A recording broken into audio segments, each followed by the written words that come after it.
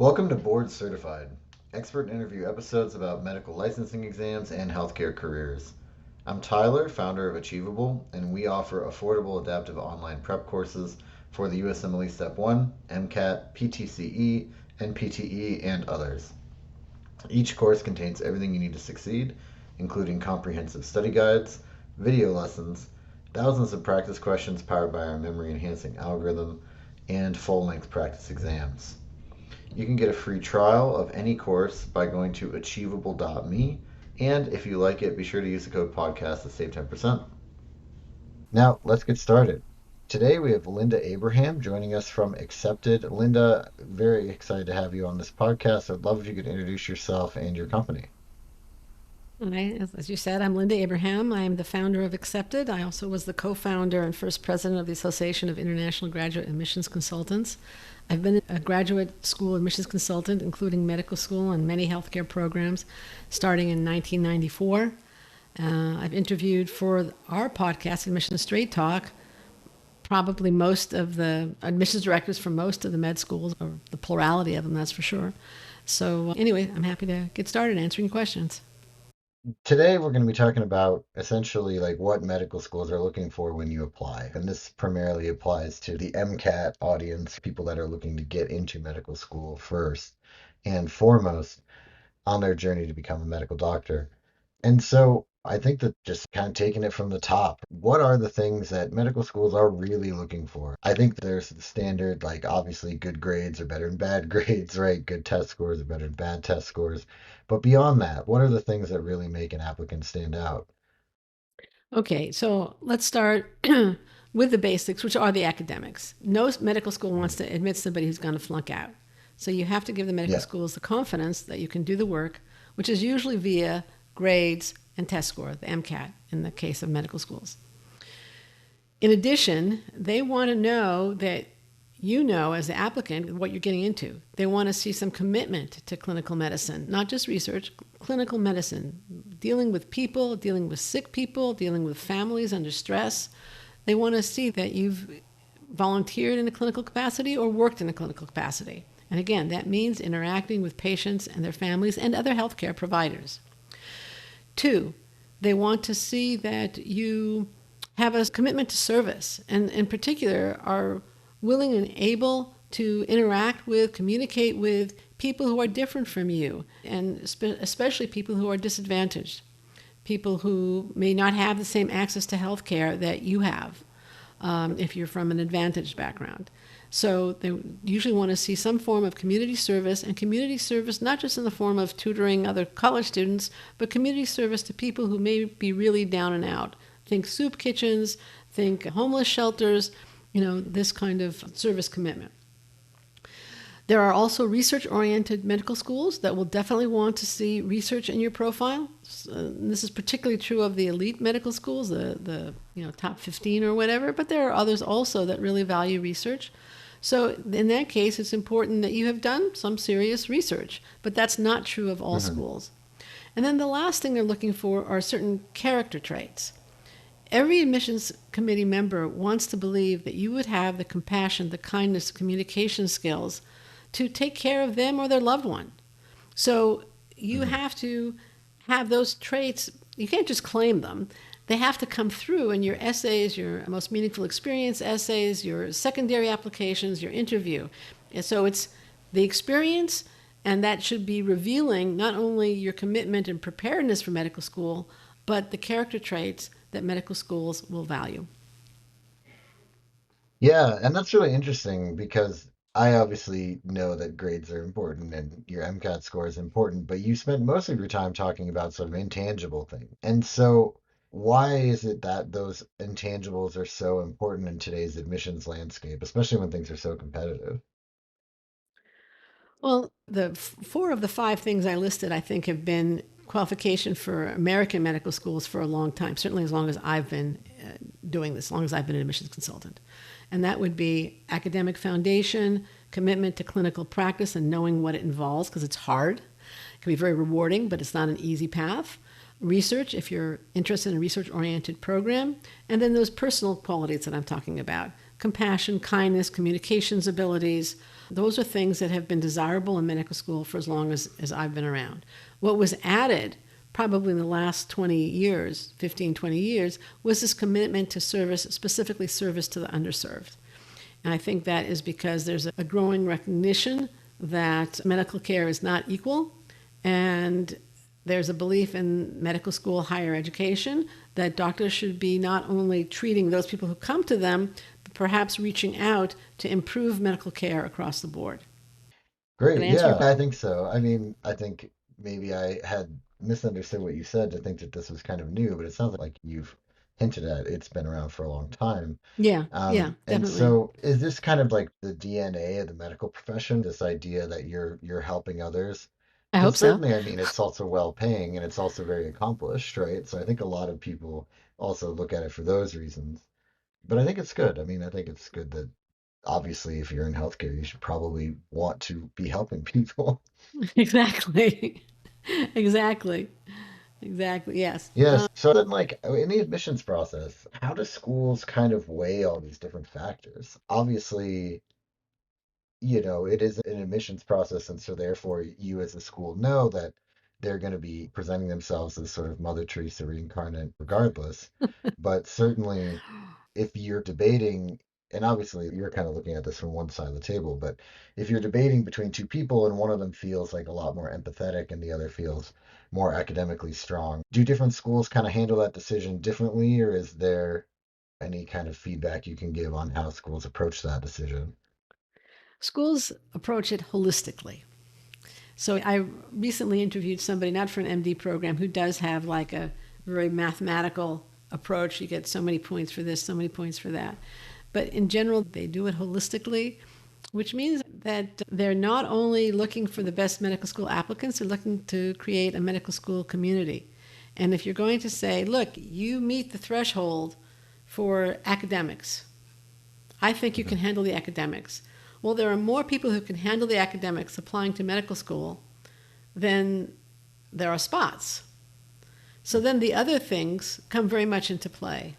This commitment to clinical medicine is absolutely required. They don't want to admit somebody who doesn't know what they're getting into, who's just doing it because their aunt told them to, which is one thing I once heard.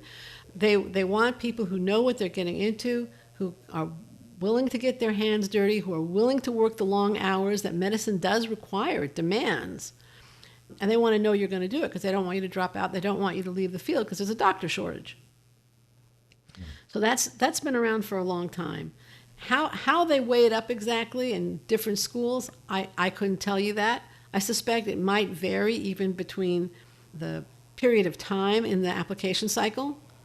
So, for example, at the beginning of the application cycle, the class is open. They might take a risk, more willing to take a risk or two. As the class fills up, though, why should they take a risk?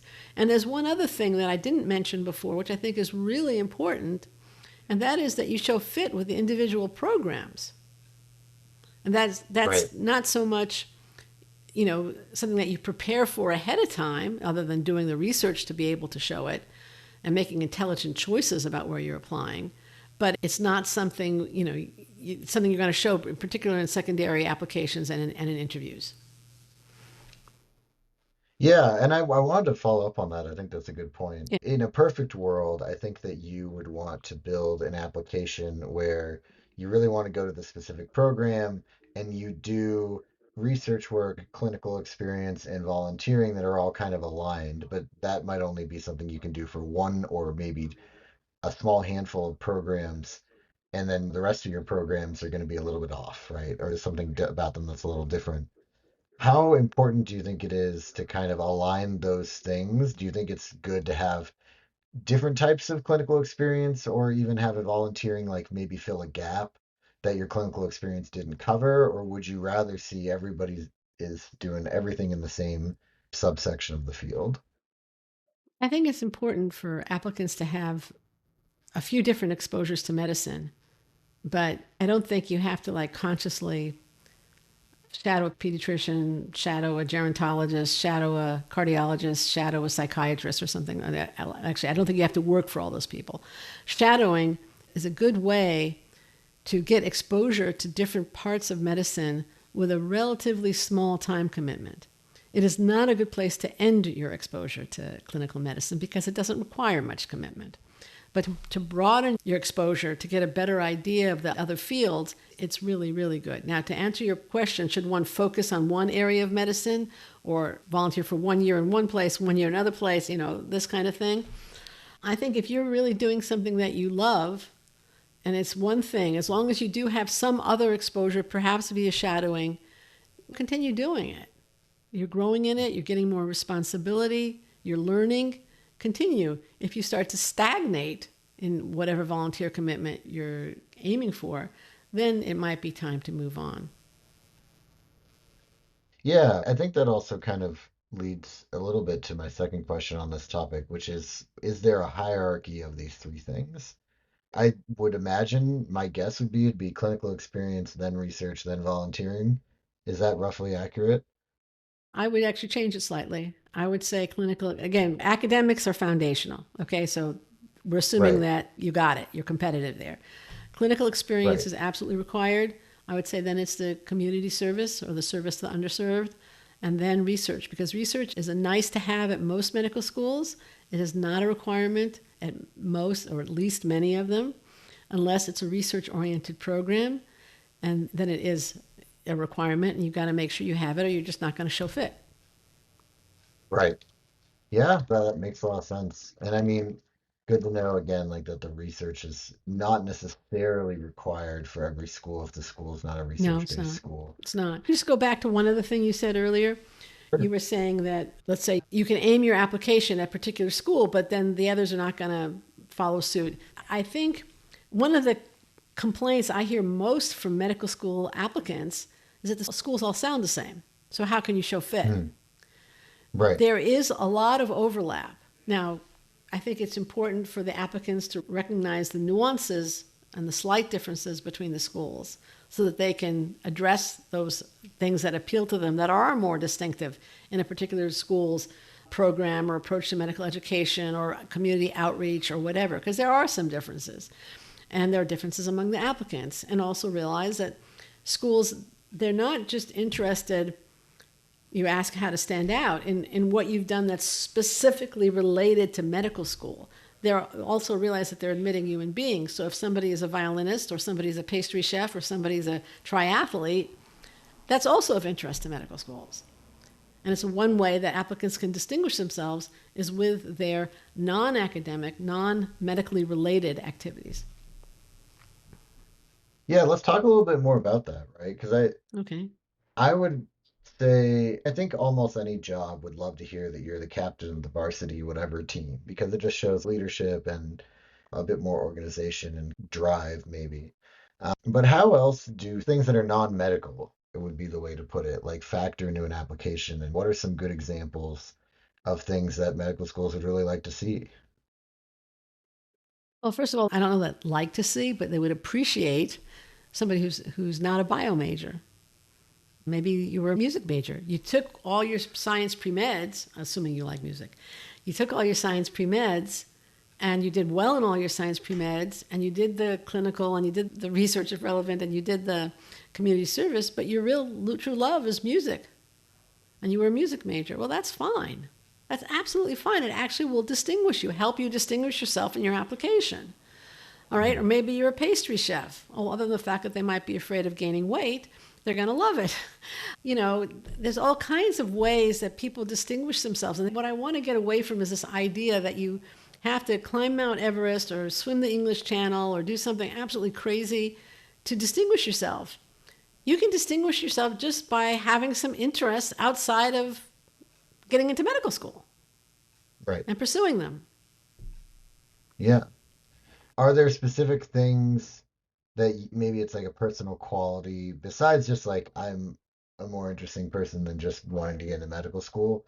Are there certain qualities that you're going to want to try to highlight? Like, for instance, resilience might be like an obvious one that you're trying to highlight. Maybe you should tell a story about how, you got kicked off of the marching band, but then you made your way back on or whatever it is. Sure. That could be a great story. It could be, gosh, there's so many stories, much more significant than getting kicked off the marching band and then making your way Mhm. back on. They're I like the marching band one because it means it's not a story of terrible suffering, but people Right. do go through really tough times or loss or trauma, and they come back. Now, what I would encourage somebody telling such a story is that you focus on the resilience, the coming back, and not the tragedy, the loss, or the difficult time. Yeah, you got to tell that part to tell the second part, but focus much more on the second part. Yeah. Are there any other qualities in that vein, right, like resilience, that are, for lack of a better word, like a little vague, that you feel like medical schools like to look for? Well, they definitely like to look for leadership. You mentioned that earlier. Resilience, compassion, I mentioned. I think that's definitely an important quality for a doctor. Communication skills. They're going to be explaining complex concepts to people who don't know as much as they do, and they have to be able to explain it so that patients can make decisions and have some sense of what is going on in their body or their loved one's body. So those are all skills. And I want to emphasize again, it's not just that you claim the quality, but that the stories you tell in your essays and the answers you give demonstrate, show those qualities. Mhm. Yeah, exactly. And I think that really is a good summary. I think you've painted a good picture of the basics of like what medical schools are going to look for. Are there any things that I haven't asked you about that you think would be important to include? Well, I think we might get to this in a later video, but the other thing I would urge medical school students to do is not rush. Dr. Barry Rothman of Accepted, uh, he likes to say the fastest way to medical school is slowly. So if you are now, let's say, a freshman in college or perhaps even a senior in high school and you say, I want to be a doctor.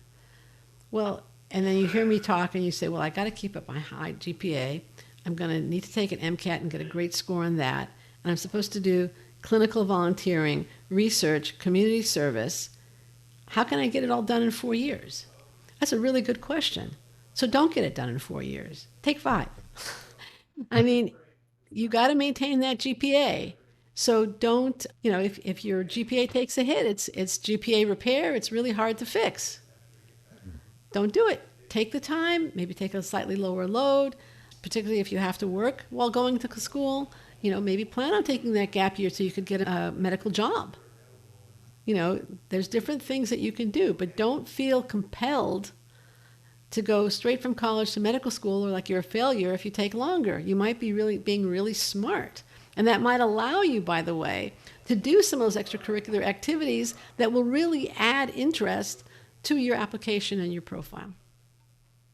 Yeah, and I think that's actually a great segue into my last question for today, which is what are some of the common mistakes that people make that you see over and over again that you just want to recommend people avoid? Oh gosh, I recently did I think it's a 9-part video series on the most common mistakes in medical school applications.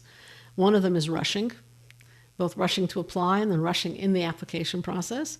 Another one is choosing the wrong schools to apply to. And by the way, in the videos, which you can find on YouTube very easily if you just search for Linda Abraham Common Medical School Application Mistakes, you'll find it right away. Mhm. Choosing the wrong schools, the counterpart to that would be how to choose the right ones. Writing vague, generic essays. So, how do you write essays that are more engaging and specific and help distinguish you? Those are all part of the series. And again, just do a search for it on YouTube and it should come right up. Great. Yeah, I'll also include a link to one of those in the episode description. But yeah, I think that that all sounds great. Anything else before we wrap up today? I just wish everybody good luck with their medical school application process. And remember, the fastest way to medical school can be slowly. Yeah. Thank you so much. This has been Board Certified, hosted by Tyler from Achievable with Linda Abraham from Accepted. And Achievable has great online courses for the USMLE Step 1, MCAT, PTCE, NPTE, and others, and you can try them out for free by going to achievable.me.